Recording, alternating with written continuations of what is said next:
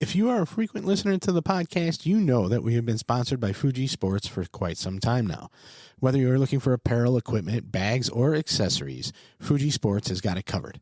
Go to fujisports.com to see the latest selection of everything you need for your jiu-jitsu, judo, or MMA journey. That's fujisports.com. Let me take a minute to tell you about RŌL TV. If you're looking to take your jiu-jitsu to the next level and supplement your BJJ education, then RŌL TV has you covered. RŌLAcademy.tv has over 1,500 videos covering individual techniques, positions, and concepts, including seminars and workshops with top-level competitors and instructors like Chris Wojcik, Robert Drysdale, Aaron Hurley, Emily Kwok, and more. Whether you are a beginner or more advanced student, RŌL TV is the online platform that can take your jiu-jitsu to the next level. What's up, everyone, and welcome back. If you haven't already, please hit the like, share, subscribe, download, listen, and whatever other button there is, and leave us a review wherever you listen. This helps us bring you the great guests and amazing content that you've come to expect. In this conversation, Thomas's guest shares his incredible journey of nearly 40 years in jiu-jitsu, reflecting on the profound impact the martial art has had on his life. He discusses the importance of perseverance, the essence of competition, and the lessons learned from both victories and losses.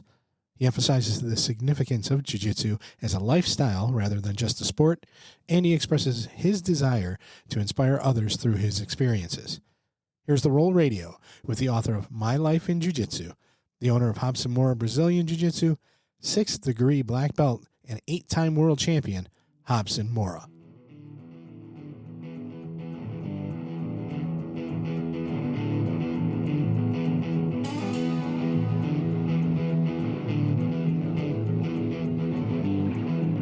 Welcome to RŌL Radio.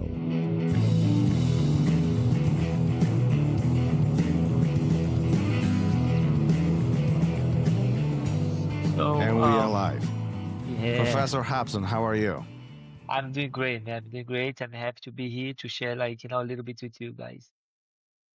The interesting thing, right before we start recording this, you said 37 years on the mat, nearly 40 years. That's a long time. And I'll next year, 2026, I'll be 30 years as a black belt. Wow. November 1996, that's when I got my black belt. So let me ask you this, right at the beginning. Many people dream of being a black belt. Perhaps they've been training for a year or two, maybe even 5, maybe even 7. Maybe they are purple brown belt and they dream of that black belt. You've been a black belt for almost 30 years.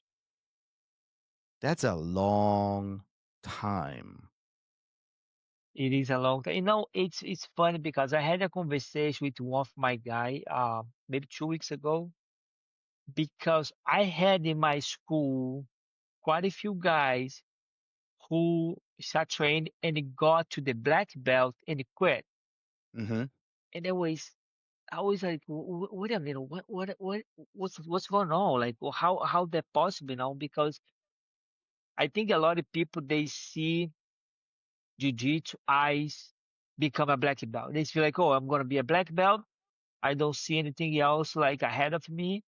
And it's not me, jiu-jitsu is kind of like who I am. Jiu-jitsu is kind of like I wake up jiu-jitsu, I sleep jiu-jitsu, I dream jiu-jitsu, I feed my kids jiu-jitsu. Like that's only thing I know how to do since I was a little young kid. But I enjoy to do that. I love to do what I do, and it's kind of like you're sleeping, have your best dream, and you never wake up. That's how I feel because it starts, like I said, it starts as a sport. Like, okay, do something fun. And then years later, I see myself live a dream and get paid to do what I love to do. It's just like, again, it's a dream come true, and, uh, and I still train. Again, 2 weeks ago, I started playing tennis, right? And I told my wife, you know what? I gotta do something different. I gotta move my body to different ways. I gotta do something else. and then I started doing tennis. And when my coach tennis, she kind of knew more about me. She was impressed. She was, oh my god, I can't believe it. Like I said, look, I just want to play tennis. I want to learn how to play tennis. I want to do something new. I just want to like my body move to different things because I love jiu-jitsu so much, and I want to still love jiu-jitsu. The only way I'm gonna do that is challenge myself with the other things. When I challenge myself with the other stuff, and I realize jiu-jitsu is what I need. Jiu-jitsu is what I need to keep driving me to have a best life, you know what I'm saying? And Mm-hmm. so again, like it just for these 37 years I've been on the mat, it's not one single day I didn't enjoy. It's not one single day. Before we started, you said that you don't remember a week that you took off. I don't. Ha- I remember when I was like only my teenage, and only my 18s, whatever. And we were going to like uh vacation time. My wife and I. Sometimes I was going to, I was going to her family to like a beach town, like whatever they have a beach house, and going there for like few weeks. I was always bringing my gear, always bringing my gear, and I always look for schools in town. And I remember one day, I was in the beach. I see this lifeguard guy, big guy, he was there, looked to he, when he looked to me, when he like crossed the eyes and he kind of, he felt, I was like, oh, you do jiu-jitsu? Say, I knew you do jiu-jitsu. Yeah, man, like, and he school me, oh man, I know, blah. And then my wife was, "You gotta be kidding me!" I said, "Dude, I gotta keep moving, Like for my vacation to be nice, enjoyable, I have to keep doing. Does your wife get upset if you take your gi with you for on a vacation? Not anymore. On the beginning she was like, and but not anymore. Now she understands. Like, she like, she's we've been together for such a long time. She's already like, kind of okay. I know it's part of who you are. But that's really the big important part of this, that jiu-jitsu is you. You are jiu-jitsu. And you said you'd never taken a week off besides some of those, family things. But have you ever thought about like a small break? Like let your body recover? Or is it so much part of you that just you crave it so much? Uh, Well, no, never, again, that's another good thing. Like, I don't have any injury. I don't have any like pain. I don't have nothing like that. All my friends who is being trained the same amount of time as I do, they keep asking me, dude, what are you doing? Like, how you like? And the thing is, I really take care of myself. For my whole life, I always take care of myself really well. I'm 47 years old now. Like the way I move, the way I stretch, the way like I eating, the way I sleep, I'm always very picky on that kind of stuff because I know like what's gonna keep me perform. But as I start getting old, is gonna be how I treat myself. If I treat myself right, I still have a long way to go. And just one step back, like you want to talk about the take a break. Share something with you. Like, I have a twin. I have three kids, right? I'm a grandpa, right? So my oldest, he's 28. He's a black belt already. He's got a daughter. She's 2 years old, and my twins, they are 8 years old. So when my twins born, they were premature. They were born with 6 months. So my wife, before they did a C-section, whatever, my wife was in the hospital for 3 weeks, and then she was connected to this computer 24 hours today to track the baby, to see how the baby was going, blah blah blah. And I was stay there overnight. I was sleep in the hospital. Not sleep. I was just there, try to like give her some support every day for these 3 weeks. I was wake up and going back to the school to be on the mat. And my guys was, what do you do over here? You're not gonna understand if I try to explain it to you. This here is gonna give me the power, give me the strength I need to go back to the hospital and show my wife I'm strong, I'm there to support her, and no matter what's happening, I'll be there. So if it wasn't for that, I'll break down. And so they after a few days they'll look at me and say, okay, I know they try to understand it, but again, like if that's not you, it's hard for you to understand. Because jiu-jitsu is like, again, like that's 10. I started as a 10 years old kid, came from the poverty, and tried to escape from my neighborhood, and I don't see myself without that. The only way I like building my strength, my power mentally, physically is through the jiu-jitsu. I need to be on the mat. You know what I'm saying? And teach it, Well, train it. Like, well, let me ask you this then. Then how come so many people quit? I mean, you've been teaching for many years, and I'm sure you've seen more people leave than stay. Like it is so much a part of you that you can't even be. You need to escape and step on a mat. That's the core of what you do. But how come it's not like that for everybody? that's a good question because honestly, I don't think that's another conversation I was having with one of my guy, and he asked me like, oh, because I have this question. People say, oh, America is gonna be the next jiu-jitsu like capital. America is gonna be the next one's gonna produce all these jiu-jitsu world champs, blah blah blah. And I told him like, look, I don't think so because in America, it's still a hobby. It's still something like hobby. People do as a hobby.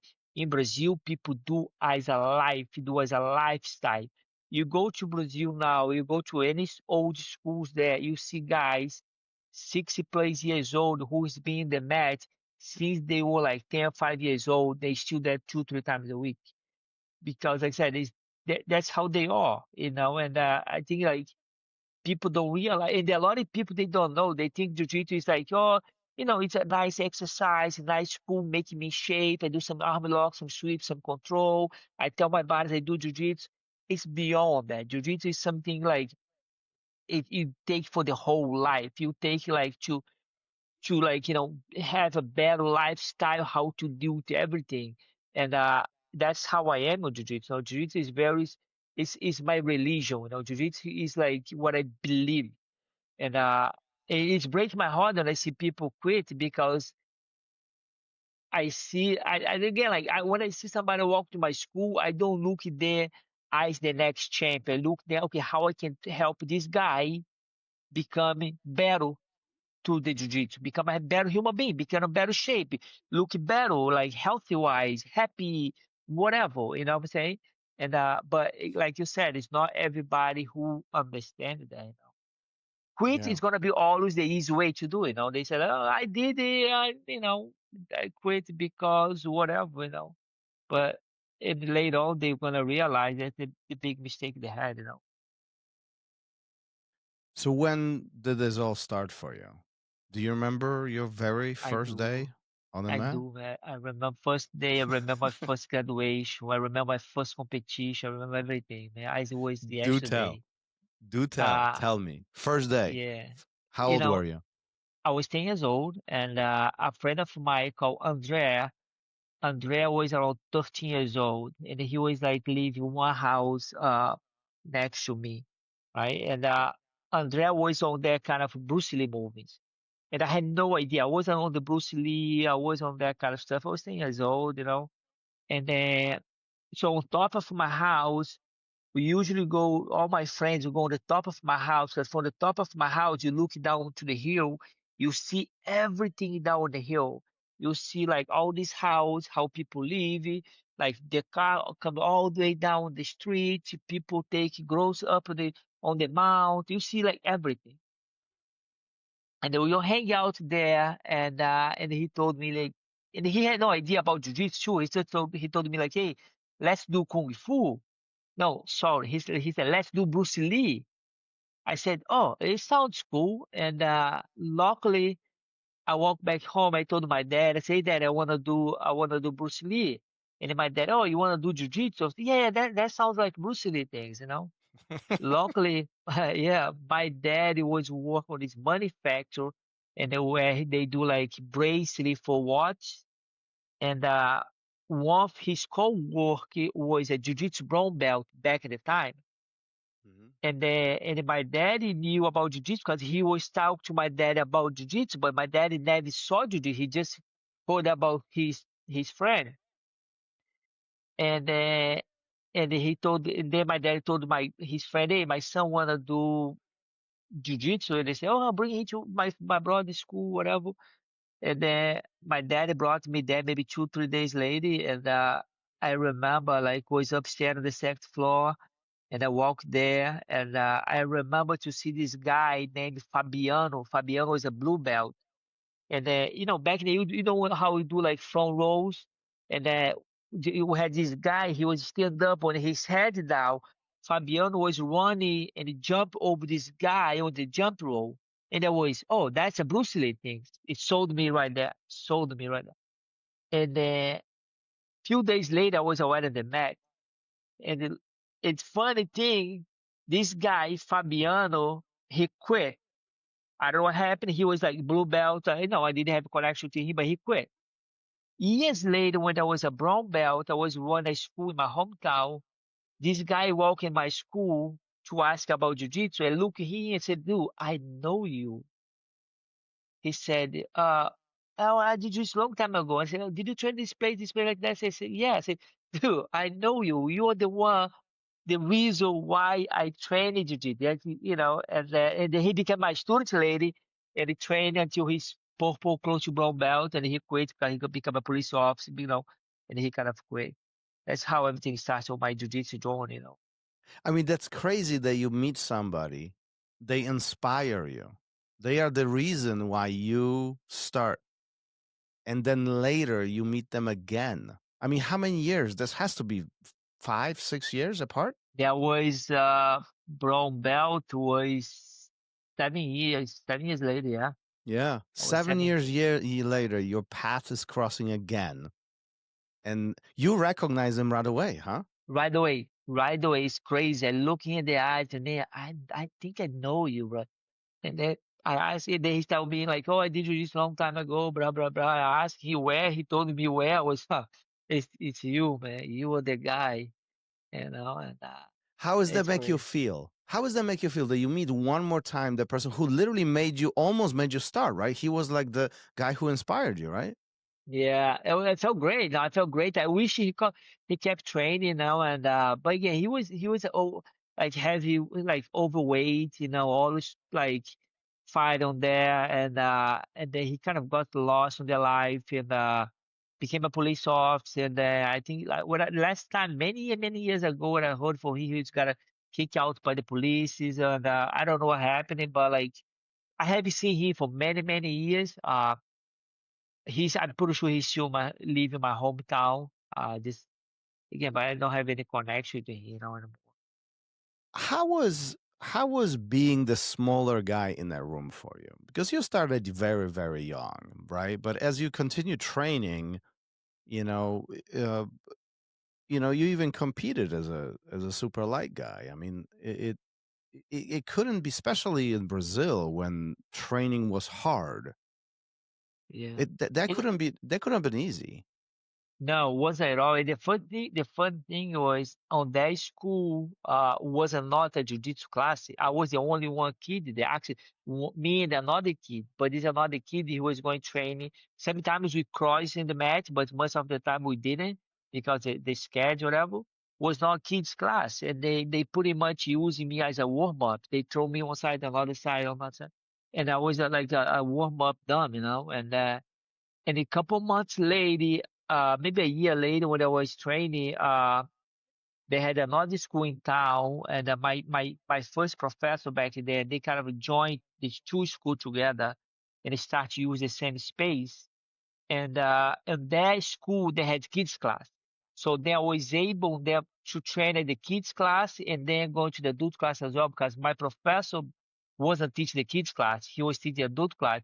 So then I was going to the kids class and stay for his class, and they stay for like maybe another year, and then they split again. And my professor moved to another place, and they all kind of follow him, and yeah, it wasn't easy at all. But the good thing was like I think when you walk in the room, you're a kid, right? And everybody's it's adult. They kind of like they help you. They kind of like take you as you know the mascot of the place. They kind of take you, they help you out. That was pretty much me. They helped me out until I start picking it up. When I start picking it up, they nobody want to help me out anymore. That the game is when changing. when you start beating them up, they didn't want to help you anymore, huh? Oh man, when I was like green belt, my probably 14, I was already like facing like doing really well with the purple brown belts there, and they were like it was pretty good. Like it was hard to train. You know, my professor had to match. They say, hey, go train to Hobbs, go train this guy because all the senior like belts they kind of like didn't want to mess with me anymore. You know. Do you remember like one particular person that gave you a hard time, or perhaps you guys fought all the time, like very competitive matches, very competitive sparring sessions? On the training, yes, Yeah, I had yes. this guy, Johnny. He's called Johnny Max. He does a training. I think he does training once in a while. I think he lost his vision, some car accident, something like that. Johnny was a high belt than me, and he was older than me too.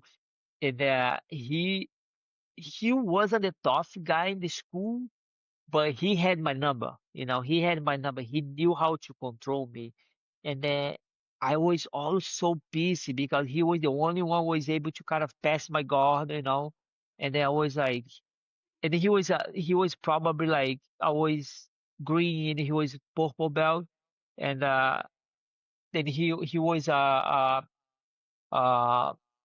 staff as well. He was helping my coach on the classes as well, teaching some class here and there. And he was amazing, really good guy, helping me big time. But he had my number back then, you know. Do you feel that you learned more from the guys who were helpful or the guys who really gave you a hard time? Like even particularly this guy, like you said, you learned a lot from him. He helped you a lot.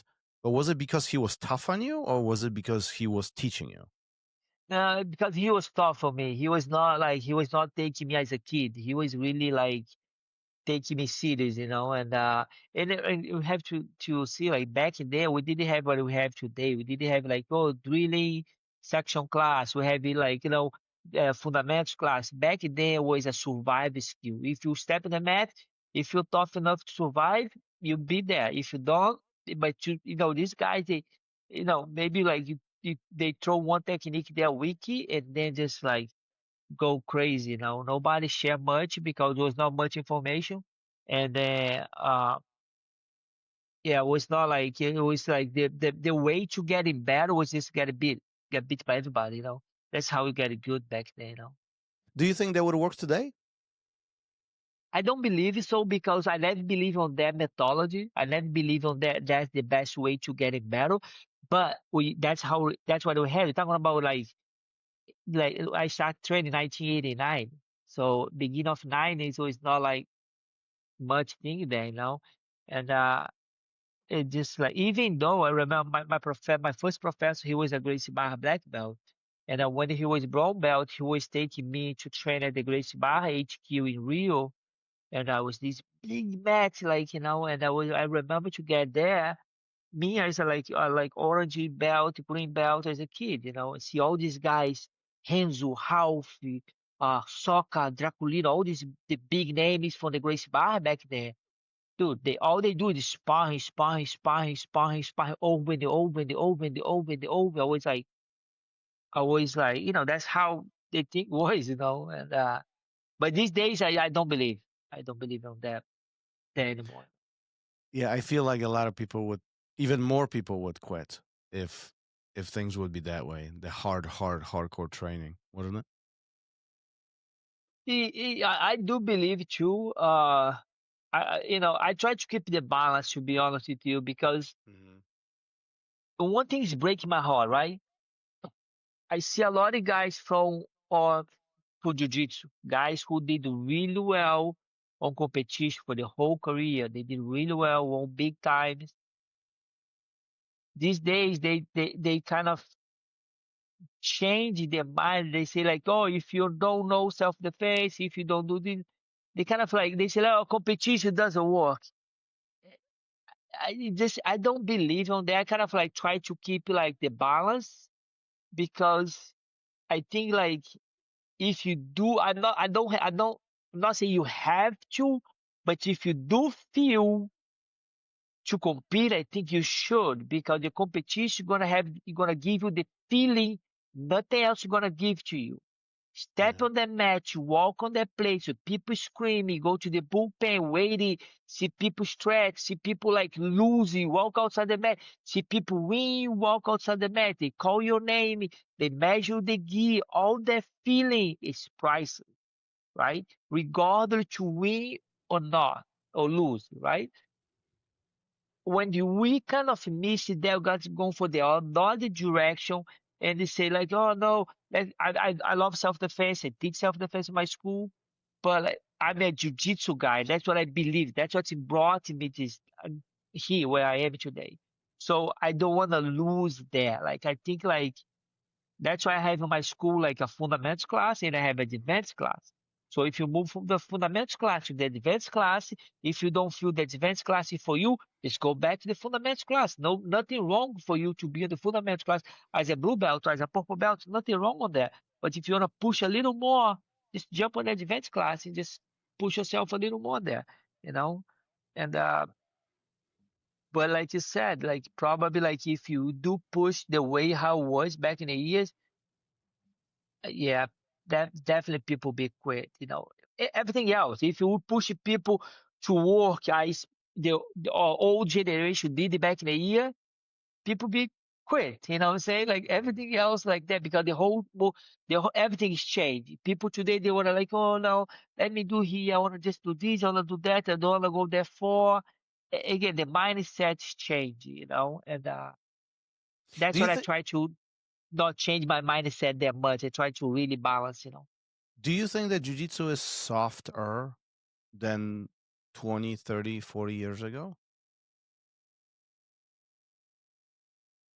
I don't think jiu-jitsu is the people who is being joined jiu-jitsu maybe because you get these people back in the years from my time, and man, I remember like so I remember like 2002, 2001, right? I fought the world championship. I watched 1996. I won the world championship as a purple belt. 97 as a black belt, 98 as a black belt, 99 as a black belt, 2000 as a black belt, 2001 I lost in the quarterfinal. They split, the federation, they built another federation called CBJJO back in the years, they pay cash prize. So I went to the compete in CBJJO. I won the CBJJO, compete against the same guy who beat me a previous years, right? So the same day I had the offer to go fight in Japan MMA, to do MMA in Japan. Back then was not even MMA, it was Vale Tudo. I remember I didn't even ask how much I was making because I was so proud. For me, I'm gonna represent the jiu-jitsu. I'm gonna represent my art in Japan. I was, oh my god, I couldn't believe they picked me to represent to fight on that division. I was, wow, the game is changed today. So like some people today you see like, oh, why you not competing in the world championship? Oh, because no money there. There's no money there, but like that's how you would become a world champion. Use that as a tool to make money in the field. As a tool to open door, you can go compete in some like big event who make money.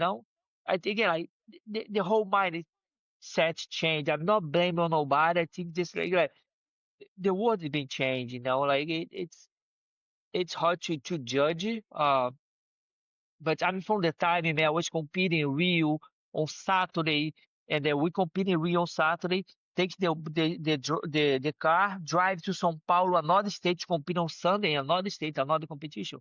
That's how it was. And to win like a medal was that size, a tiny medal like that. It was not like IBJJF medal. It was The something big. like and but again, like I think I don't think the jiu-jitsu change. I think the people's mindset change. Let's put it that way. What was so important or attractive about competition? You are one of the guys who have competed a lot. You have a lot of success. There's a lot of medals and championships all throughout. what was so special about it? What made you compete? Why was that important? I think, man, on the beginning, to be honest, for many years, I think you always should like represent your team, represent your school, represent your professor. I remember like when the professor stopped the class, hey guys, next month we're gonna go for this competition. I want everybody to train hard. Everybody was like so proud about that. Everybody was proud to have the patch on the gi. Everybody was proud to go there to fight, to win, to take medals back to the school. And yeah, it was a whole new vibe, and when you in the on that game, man, like yeah, you don't see anything else. You don't see like uh which size of the medal you're gonna win. You don't see like if they have money or no money.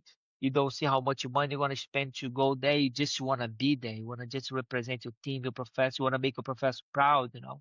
And so that's how like was for me. And I was always represent my instructor and the best I could. Later on in my life, when I became a black belt, I started getting more sponsor. Then the things had changed a little bit. But like on the beginning, that's how it was all about represent. Talk to me about your 1999 trip. I heard that story before, but many haven't. Yeah, see, Um, that's something like I don't think that these days nobody will do something like that, you I know? know, I know. It's a crazy story. Yeah. And All right, rewind to the beginning. Rewind to the yeah, beginning. it's funny you still remember that. I told you that many years ago. Yeah, Huh? yeah. And I always live in São Paulo. I always live in this city called Ribeirão Preto, São Paulo. It's known as a Brazilian California. Really nice town. I moved there to start teaching jiu-jitsu. We opened Nova União school there. I was the head coach there. And then so we had the World Championship in 1999. I decided to do my training camp in that town because I had quite a few students who was training to compete. I didn't want to let them there. I want to build this guy, help these guys out. And I always try to already build a good training guys to help me, whatever. So anyways, and I think it was maybe like 2 days before the World Championship, maybe 3 days, we decided to drive from there to Rio de Janeiro, where it was 10 hours driving. And I had a car, and I had me, my wife, and two guys, Rodrigo Ribas, and Ricardo Abreu Demente. So my wife and I was sitting in the front seat. I was the driver, and these two guys were sitting in the back. We left home like around 6 a.m. And I remember stopping the gas station, filling up the gas, take the highway. And around the highway, this out like São Paulo State, in São Paulo State, they have a lot of like sugar candy manufacture. They build a lot of alcohol, this kind of stuff. So I see this big truck, big truck. It was like a full of sugar candy on top. And I was fast, very fast. I started like give it light for him to move the line so I could pass through. And I kept driving, kept driving, kept driving. And he did. I gave light. He went through to the other line. But when he went to the other line, was three trucks connect to each other. And I felt that thing shake. I thought that thing was hit my wife's side. I pulled the car to my left side, and they were doing like some road construction. They had this huge hole on the side. My wheels hit on their holes. The car started like going crazy. I pulled to the other side. We spinning in the highway. My back hit the road again. And we flipped back. We flipped like 6, 7 times. Blah blah blah blah. I remember to hold and scream. The guys hold. And then the car ended upside down. And I started to talk to my wife. See the guy in the back. I see just one guy on the back. So I see the other guy outside help us, Rodrigo. He was outside help us to get off the car. On my mind, I thought, man, he passed and he's helped us to get off the car. And I saw he took us off the car. He passed out, and I was freaking out, right? So another car stopped. They called ambulance, whatever. They took him to the hospital, some small town there, and then they put us in the car. I told the guy, you gotta take me to this hospital. You gotta take me.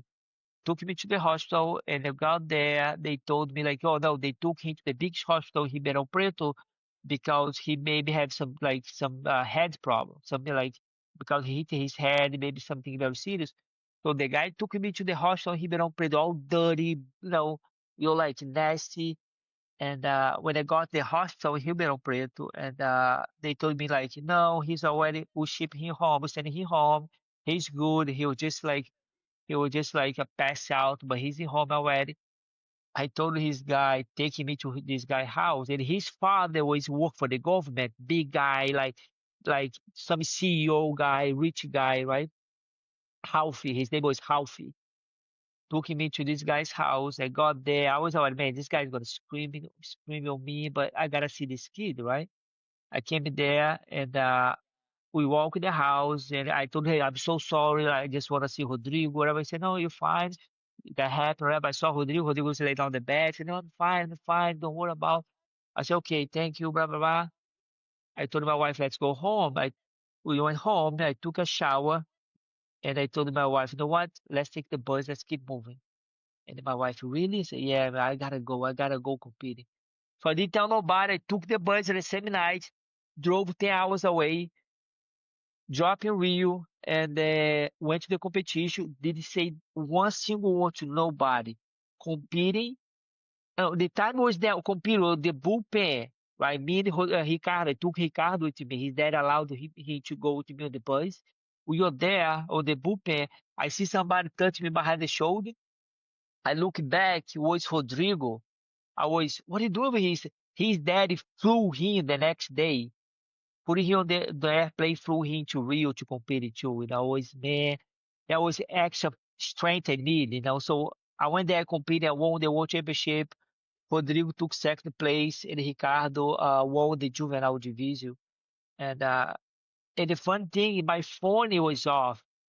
I kept my phone off all the time, and after I won the World Championship, I pick up my phone, I turn my phone on. I was hundreds and hundreds of calls from my mom.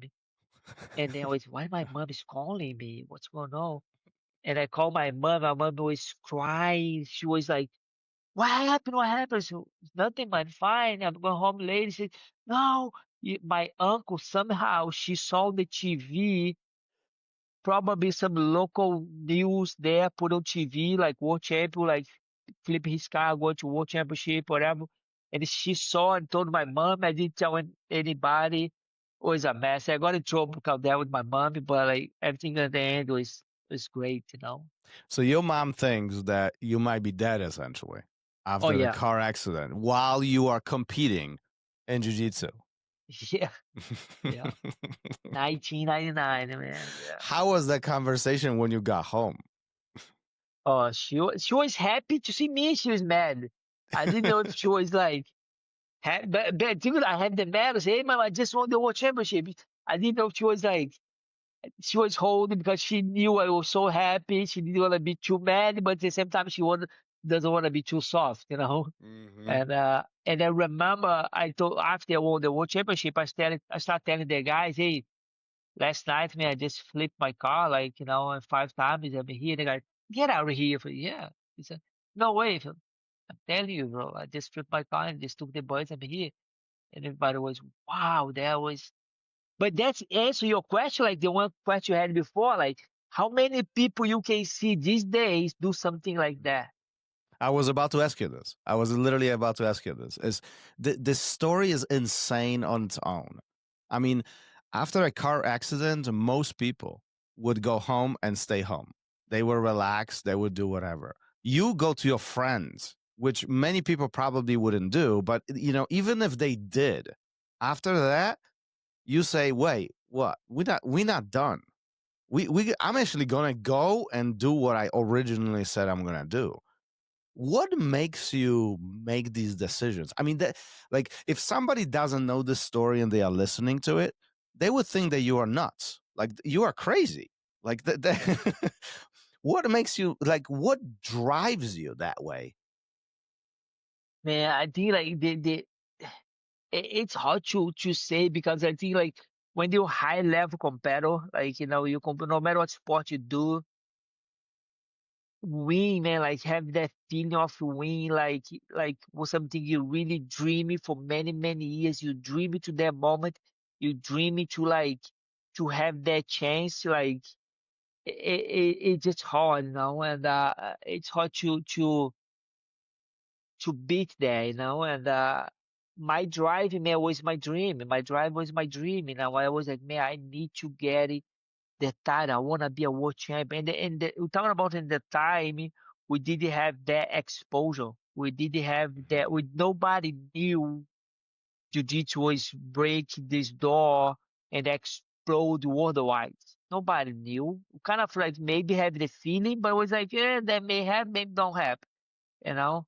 But like, it was not about that. It was about to win the medal. It was about to hold that medal. Say like, oh, I did it, you know. Was that harder or easier back then? And I mean, look, like today, everything is on our phones. Everything. I mean, like we can watch instructionals, we can look up our competitors, we can look previous matches, we can see our own matches, right? Everything is accessible. Back then, none of that existed.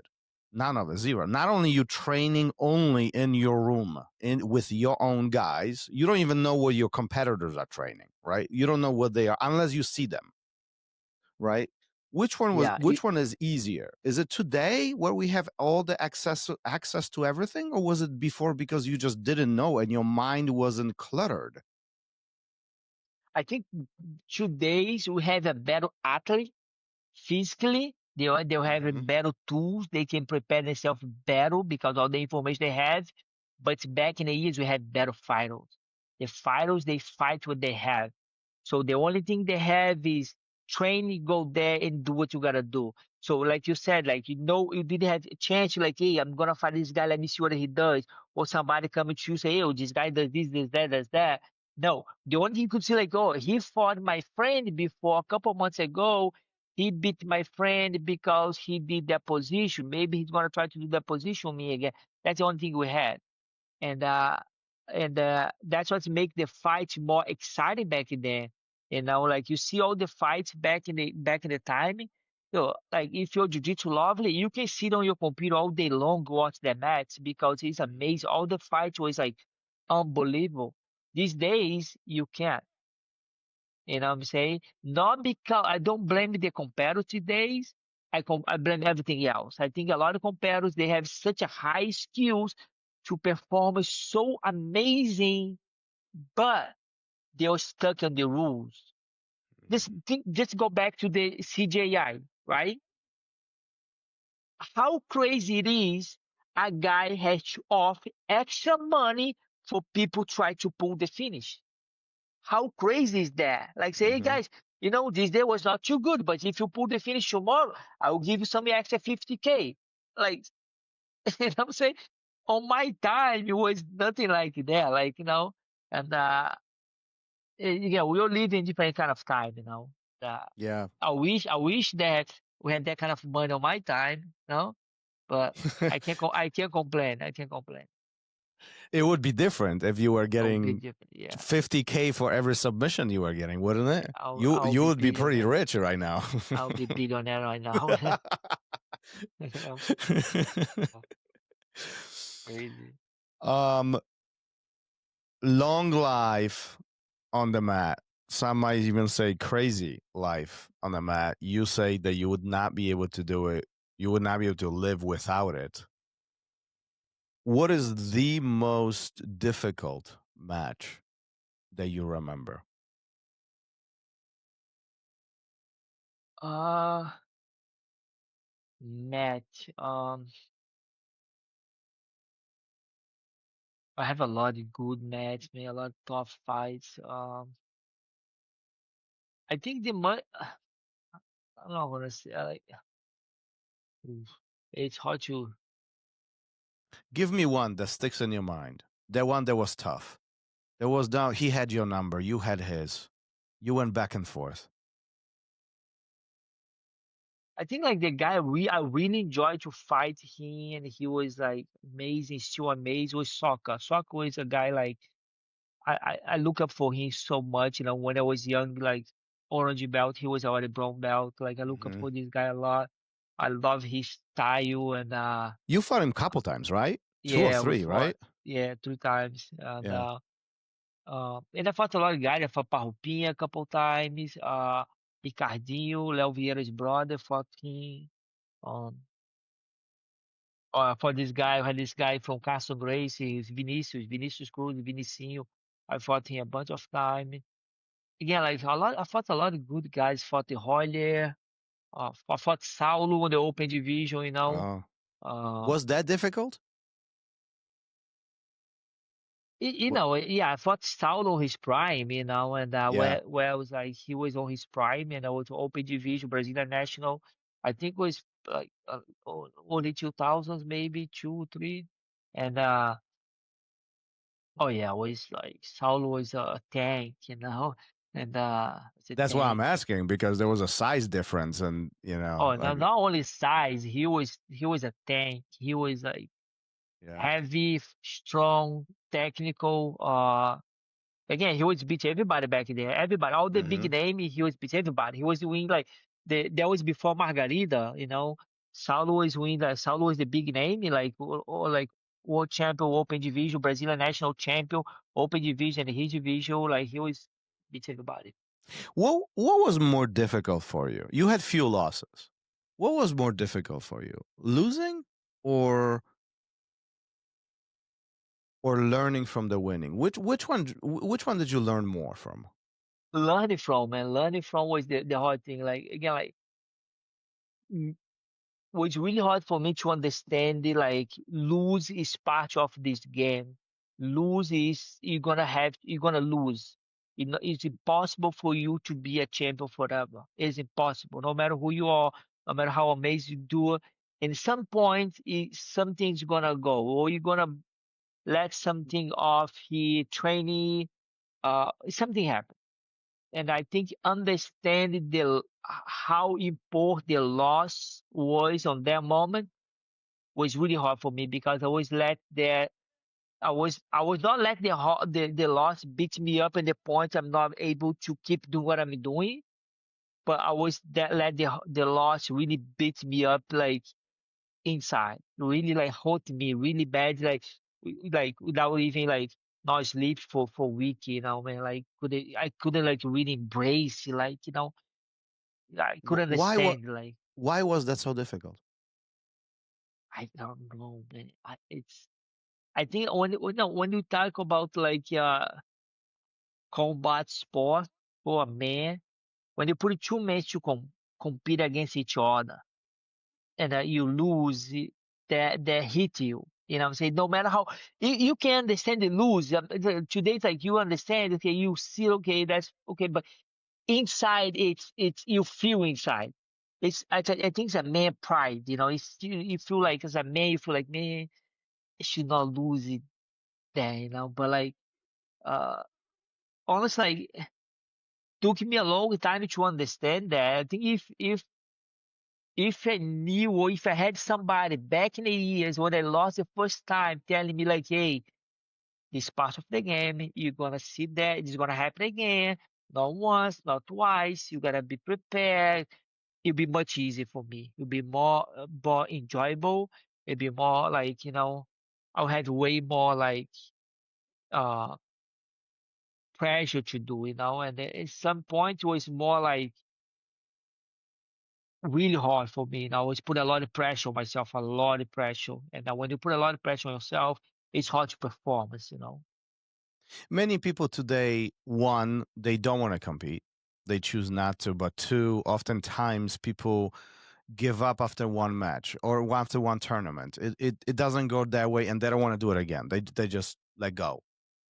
What's your thoughts on this? You talk about struggling with losing, and losing being part of growth, part of this. It's just unavoidable part. At some point, you will lose, and yet so many people just that's their exit. Yeah. What are your thoughts on this? I was listening to this guy, Felipe Costa. Felipe Costa, like a big jiu-jitsu name as well. Oh yeah. I was listening to him. I think it was one of his podcasts, Summit Review. He was saying, he said from every competition he did until he become all the way from color belt to the black belt, he never won one single fight. Blue, Hmm. purple, brown, nothing. First competition he won was the one championship as a black belt. I was wow. That was very impressed because he never quit. He never quit. He kept going, kept going, kept going. I think like like losing, like it just like, as much you don't like feeling, that feeling come with a lot of knowledge, it come with a lot of learning, come with a lot of like positive thing you can take from that feeling, you know. And but a lot of people they are not competing for themselves, they are competing because they want to show for their girlfriend, their Hmm. wife, their friends, Yeah. their whoever, and then they lose, they feel they disappoint everybody else. Then they walk away because they don't want to put themselves in that situation again. And that's my son. My son's competing tomorrow, right? My son's competing tomorrow down South Florida, go like Fort Lauderdale. I just called him a couple hours ago and I say, hey, where you are? I said, I'm drive to Fort Lauderdale to compete tomorrow. I said, oh, that sounds good. I already knew he's going to compete. Okay, that sounds great. I asked him, who's going with you? He said, I'm going by myself. I said, why are you going by yourself? I said, Daddy, I just want to be on myself. It's good. I drive on myself. I be on my own. I do what I got to do. Just come back home. So that's great. That's how you feel. How good to see. He doesn't want to like nobody there to kind of like. He doesn't want to feel any kind of pressure. He just like, let me do my thing, you know. And he said, win or lose, I tell you. I said, okay, that's fine. And I think you gotta enjoy, man. You gotta enjoy the moment. Again, like I said, like regardless to religion, right? Believe or not believe, on this life, we don't know, like, whatever happened next the life, after this life, right? We live once, right? So if you do it, like, nothing gonna change on your life if you go there, lose. Next day, you back home. You go back home, you back to your normal thing, you back to like your like everything you gotta do, like just you do it again, you do it again. If you keep doing, keep doing, eventually things gonna happen. It, is it hard for you to sit back and allow your son to compete?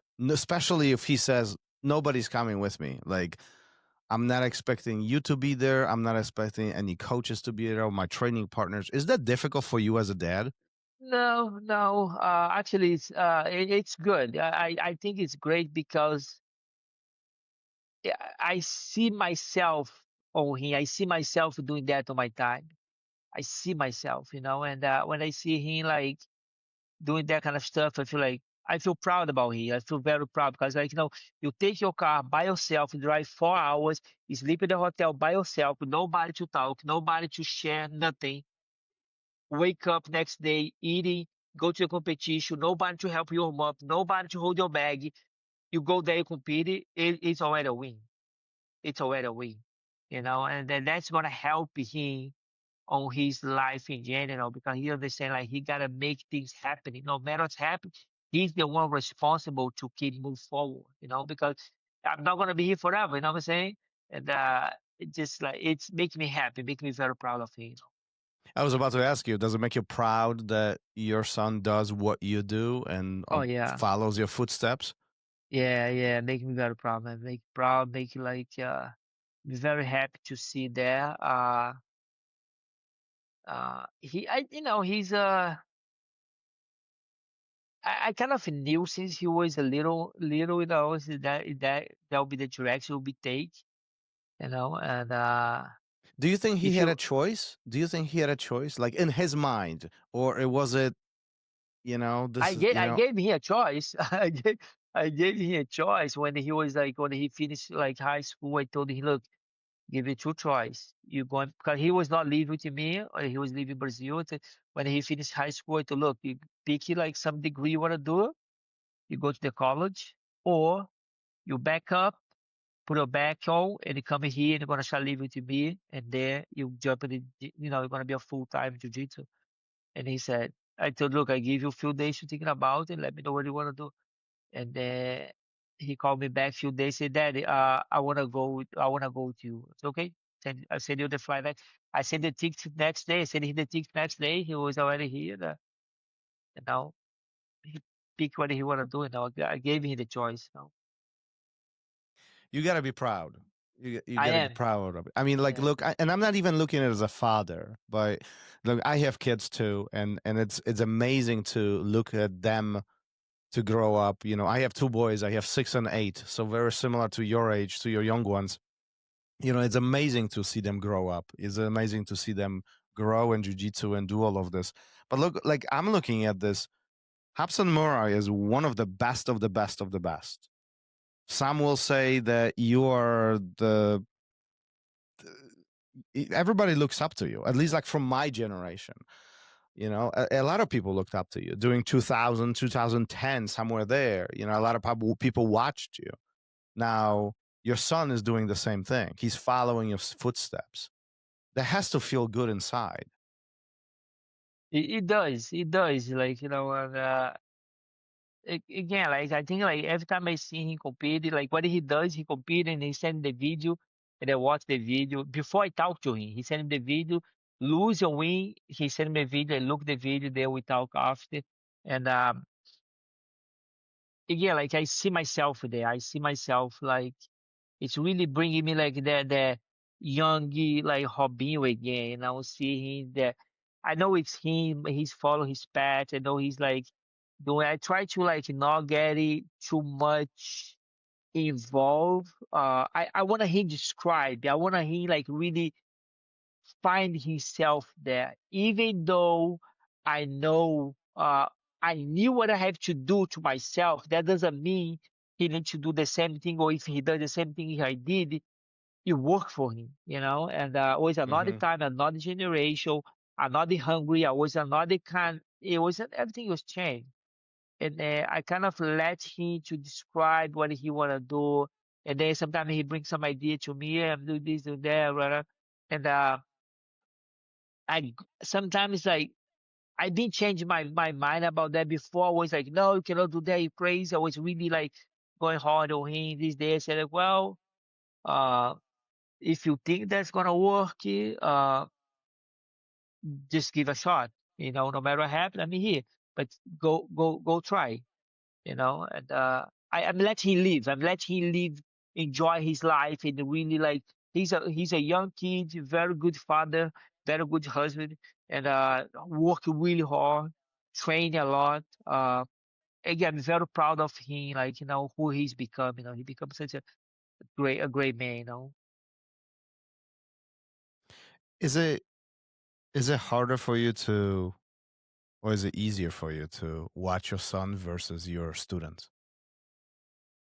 That was hard. It was hard. Yeah, because you kind of you have to really like understand like do not cross the line. Then you hear not as a dad, you hear as a coach, you hear as a professor, like you know, Yeah. and always hard, you know. Like my little ones today, like I don't teach my little ones, like you know, like Yeah. my ones goes to the class, take the class to the professor at my school. I pay private class to my students to teach my son private class. I don't go see, I don't ask. And I asked my son, "How was the class? You did good. How you enjoy it? Fun?" It's fun. He said, "Yeah, it was great. You know, I learned this, I learned that." That's it. You know, that's how that. Again, like it just Do, because think about you're black belt, I'm a black belt. Like you know, we wanna push them. We wanna because we wanna like we wanna push them. Wanna like, hey, you gotta do this way. You gotta do this way. You gotta do this way. hmm Eh, it's not every time it's gonna work. You know, they're like I tell my son. Sometimes my son coming to me and say like, "Daddy, I'm training a lot, like twice a day. I'm training a lot." And I hear to him say, "Dude, you have no idea how much I had to train it." And he was like, "Well, but it's another time." I said, "Yeah, you're right. It's another time." But like, if we keep talking on that direction, I go back to my 20 years ago. hmm Then my mind boom, go back in the time like a matrix. And I try to not because I let him. Okay, you feel you train too much. That's great. That's good. All right. But remember, I'm 47 years old. I train the same amount of you do, and I'm not even competing. If you're not beating me, how are you gonna beat these young kids over there? You Yeah. gotta beat the old man here first, man. Well, And I think you said something really important is you got to push them, but they have to discover this on their own. They have to live their own life. And when they are young, you help them, but older they get, you got to let them go. And in a similar sense, it's the same thing with our students too, isn't it? It's like our job as instructors is to help them, but they got to struggle a little bit. They got to go through their own obstacles, right? oh yeah, I agree. I'm the kind of professor like I'm gonna plant the seed. I'm gonna throw the seed on the mat, and I want everybody like help that seed to grow. I'm not the kind of a guy gonna tell the student you have to follow A, B, C. I say no, no. It's A here, B here, C here. Whatever direction you wanna go, it's on you. If you need some help, you bring to me. Then I help you, and we build more, things there. But I'm all about like let the student describe, let the students like flow, bring in more things because I love the game to keep like improve, like like I said, like people asking me about that all the time. Like I post a video like I think it was 2 days, 3 days ago, me doing like something I call shadow jitsu, right, on the floor on the mat. You say, dude, how come you keep moving like that? 47 years old, like you're 47 years old. You've been doing that for like 37 years old. You look like you look like your 20s. Like if I look, I love the movement. I love like the student to like flow and try to sneak some position here. Like when you see something happening, uh, I really love to get the guys to really like describe the things, really bringing more challenge on the mat. That's the best part behind jiu-jitsu, that even at 47 or 57, some even 67, we can still continue moving, right? We can still enjoy Oh yeah. this. I had one of my students, his name is Bob. They call Bob Plies. They call him Bob Hollywood. He's he's on 66, 67, man. That guy's solid. He's solid. You push him, you feel like you push a rock. Black belt, start training when he was 50. That the first time he started training when he was 50. And the guy is a machine. I tell him, Bob, you my inspiration, man. I wanna be like you. I wanna be like you. And again, this guy like he enjoy what he does. He enjoy to be on the mat. He enjoy to take care of himself. Like he like he's selling. He fly. He training. He he does everything. Everything. The whole package, the man. I'll say, wow, Bob, you like I look here and say, I wanna be this guy. That's who I am. I wanna be Yeah, this guy. I share that with you because I have one of my students, and shout out to Dan Zook, but he's 65 or 64 or 65, so he's in his 60s. He's a black belt too. He trains every week. We train together sometimes. I tell him like I want to be this when I'm 60. Like that's amazing. And he lifts, he works out, and he comes, does jujitsu. And then every week he asks me, "Did you get any 60-year-olds signed up? Because I want to beat them up. I want to beat up other 60." I love that. I love that. Yeah. So shout out to Zook. He's amazing. But that's the cool thing about this, right? That like when we are younger, when we are in our 20s or even teens, we go hard. We can go hard. We compete. We challenge ourselves. Older we get, perhaps now we are teaching and impacting other people. We're sharing our wisdom, but we can continue training until for a long time. How long are you planning on training? As long as live, man.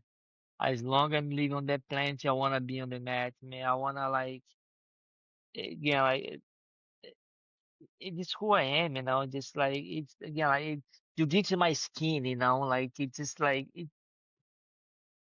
yeah, like the same way I wake up every morning, brush my teeth. That's gonna be me doing jiu-jitsu for the whole life. A while back, I saw this phrase or quote that you use very often. There is no end to jiu-jitsu. There's no Explain end also. Yeah, there's explain no that. end on this sport because like the way I see is like like I'm a very creative, right? I'm very creative. I try to create moves. Sometimes I do some technique. I say, dude, how come I didn't think about that 20 years ago? Because the position was there. The position was there all the time. I didn't have the, I was not ready for that position. And I can imagine it 10 years from now, 20 years from now, and jiu-jitsu just keep growing, developing, in some different ways. Uh, and in my school, the same way, I try to really that's why I like to have my students to really describe new things, flow, find some position, bring me ideas, share, let's talk, let's work together. I love that, and the only thing is the end for me is the death. You die is the end, on this life. You end, you pass this life, that's done. But I don't use that for me, it's never gonna be the end. You know what I'm saying? It's always something. It's always something to learn. It's always something to improve. Uh, it's always something to enjoy. Even though a conversation with your friend on the mat, like called resenha. So be on the mat, talk to your friend about whatever. It's just amazing. Just be on the mat, see somebody training. It's amazing. Just be on the mat and stretch.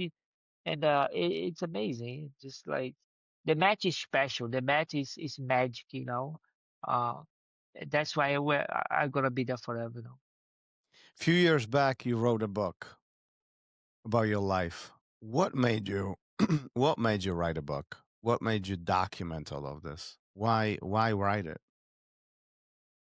Well, I had this guy, one of my black belt. His name is John Graybill.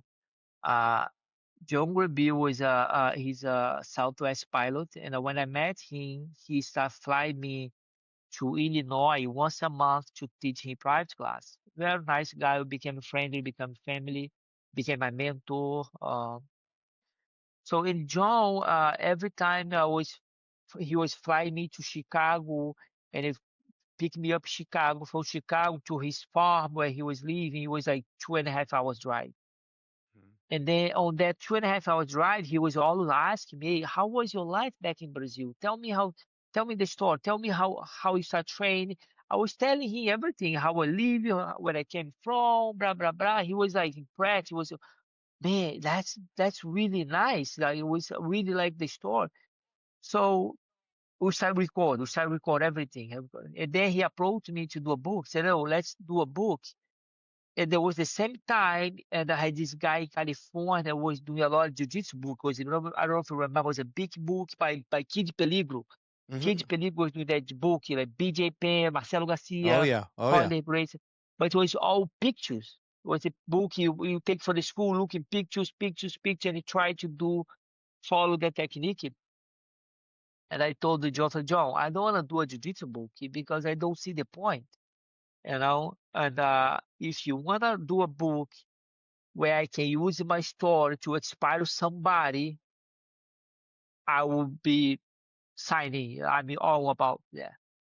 And then took us. We did it slowly. We took the time. We took the time. It took us like 5 years to finish the project. It took him to Brazil, to the place where I grew up, the house where I grew up, and then to do the book. And the whole idea of the book is like to inspire somebody. To inspire somebody, they can do it. Doesn't have to be on jiu-jitsu. Can be whatever you decide to do in your life.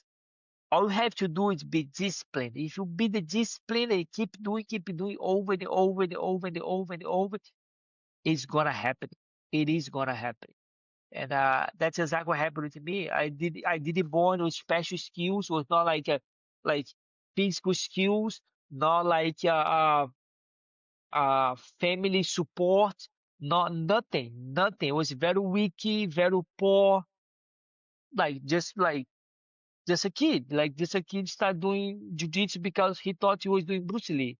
And and later on became jiu-jitsu hall of fame, and just because I was disciplined. Before we start finishing it, I have last final question for you. Have you ever thought about where you would be, what your life would look like if you never gone to the first jiu-jitsu class, or you never talked to your dad who knew the friend at work who knew jiu-jitsu? Have you ever thought where you would be, what your life would look like? You know, answer that question now, me being a 47 years old, have the knowledge I have all the you know, be able to see everything I'm able to see these days, I'll be fine. I'll be living good. I'll be fine, whatever I'll pick to do. But if you ask me the same question, maybe like 20 years ago, I will tell you like, no, I cannot see myself doing anything else. I can't see myself. I can't see myself survive without jiu-jitsu. I can't. Uh, these days, like if jiu-jitsu was on my book, uh, with the information I have, the technology I have, I'll be okay, you know. Uh, but if I never met jiu-jitsu, never met jiu-jitsu in my life, you know, I had no clue about jiu-jitsu. This is this, just like this saw TV, like oh jiu-jitsu, no? I, I'll be okay, you know. I don't know what you're doing, but I'll be okay, you know. Amazing life, Professor. I mean, you're truly inspiring from your younger times when you were competing to today, what you're doing, how many people you're impacting, your association, your academy, and so on, and really building all of this and continue proving that, life is good with jiu-jitsu. Like it's so simple and it doesn't have to end. It can continue. It's truly amazing. I've looked up to you for many many years, but older I get, there's so much more, and I appreciate you doing everything that you do. If Thanks, man. anybody wants to connect with you, if anybody wants to visit you, where can people find you? Anybody who's listening to this right now?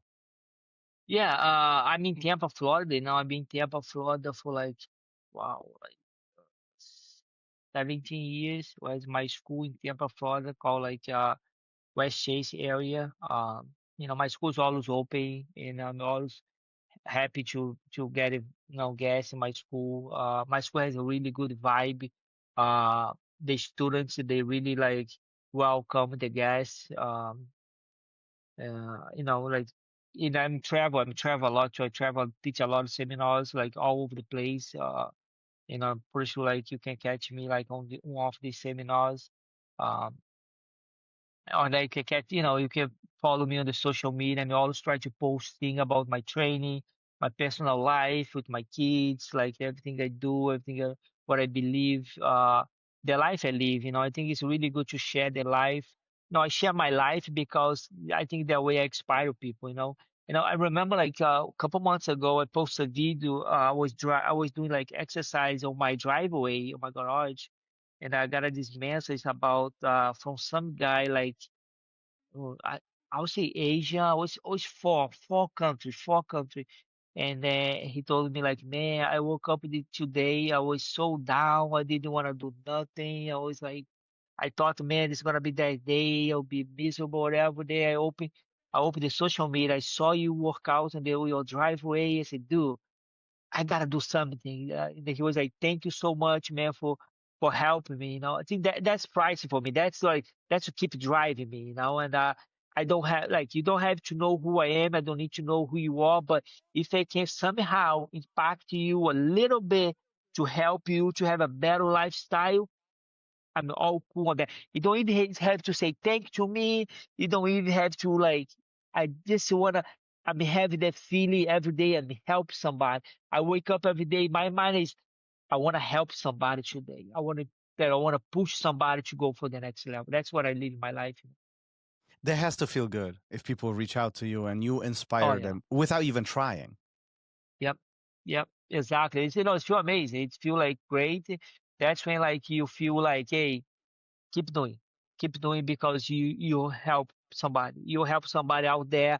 You have no idea what they know what they're going through, and just keep doing, keep push. That's what God give me, like the energy I have. God give me the strength, the push for reason. It's not for like to be seated on my couch and just like not doing nothing. Well, good for you. You are truly an inspiration to all of this. And anybody, you guys listening to this, feel free to connect with Professor. If you're visiting Tampa, Florida, make sure you stop by his academy, and I'll post all the link notes all the links in the notes of this episode, including your book. So if you guys want to get the phenomenal, easy read, and there's a lot of good stories in there. So it's truly truly great book.